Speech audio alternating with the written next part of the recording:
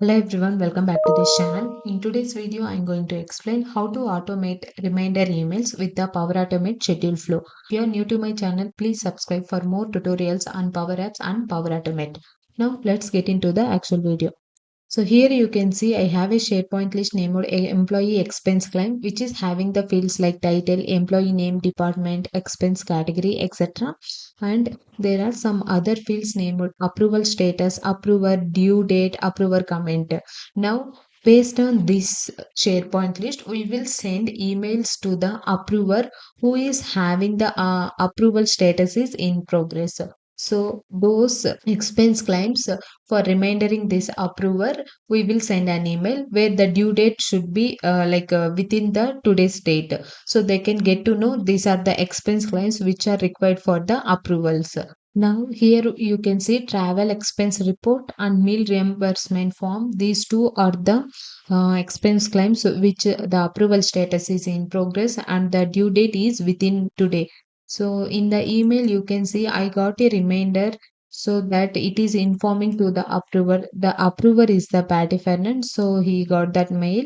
And this is a reminder that expense claims are still waiting for your approval. And the pending claims name is meeting reimbursement form, and the other one is the travel expense report. For testing purpose, I have given the time interval as a 1 minute, but I will show you for every day how we can do. So here you can see the flow. I created one schedule flow. So the trigger is the recurrence, and here for testing purpose, I choose the interval as 1 minute. And this I kept normal only. Did one get items action. So in that get item action, I am providing the filter query as if approval status is equal to the in progress. So this will filter only the expense claims where the approval status is in progress. So we can get those records only. And within this one, I added one condition. The condition is like approval date is less than current date. So UTC now will return the current date. So this will return employee expense claims where the due date is less than today. And then within this condition, if it is true, then we are sending an email to the approver. So in the approver, you can see the two address we are sending to the approver email. This is dynamically I am providing, and here I am sending this email. And in the false condition, I am not doing anything. So I hope you understand this one. Let's create it as a new one. So you will get to know how we can create. So here I'm going to create schedule flow. Now provide the flow name and I will provide expense claims reminder. And then here you can choose the start date. So by defaultly current date it is taking. And if we are doing for every day, then we can choose the time, particularly at which time it needs to start. So I will choose 9:30 a.m. and in the repeat every we can choose 1 day or 2 days like that. See, by default 1 minute is there. If we want monthly wise need to check, you can check the month and week, day, hour, second, like you can see. For example, if we take the week, so weekly once if we want to check for that week, we can choose the days, particularly on which day this flow needs to run. For example, on the Friday only, every Friday this flow needs to run and check is there any expense claims with the status is pending. So in those cases, you can choose like this, but I will choose an hour now. But our requirement is day only. You can change it later. For testing purpose, I'm providing hour only.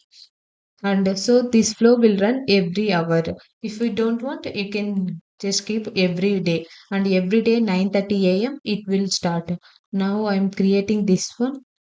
So once we create, here also you can change if you don't want. So in the day frequency, you can change to hour also. And if you want to provide any particular time zone, you can also provide that one. If you are not providing anything, by defaultly, it will take the tenant environment time zone.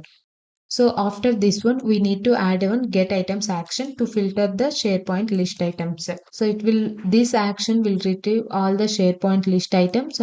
And if we want to avoid getting all the list, we can apply the filters. Now I'm choosing the, if that is not coming, just provide it, it will auto suggest you. And here the list name is employee expense claims, and here you can see when you click on the show all, filter query will be there. So our field name is approval status. When you click on A to Z in the URL, you can able to get this internal name of that particular field. So I will provide now approval status equals in progress. So the choice value we can get it from here. Edit this column and copy this link. Since some space is there, we will put this within the quotation, so it will consider it as a one string. So after this one, let me click on this to add one condition. So in this condition, we will choose dynamically the approval due date. So due date field is less than or equal to current date. So in the function, the expression you can write this UTC now function and add it. So now the condition is over. In the true condition, we will add one function send an email to, okay. So choose this one, and here we need to provide the to address to the approver, right? So here it is not taking. In the settings, use a dynamic content, and from this one we will get from the get items action approver email address. So we will provide approver email, so this mail will go to the approver. Okay, I have provided the subject and the body we will provide. So approver name we have to provide, just choose dynamically approver display name, and the pending claims we can provide the title, choose the title, and that's it. Save these changes, and we will turn off this previous flow, let me come back. Okay, now this old flow is turned off.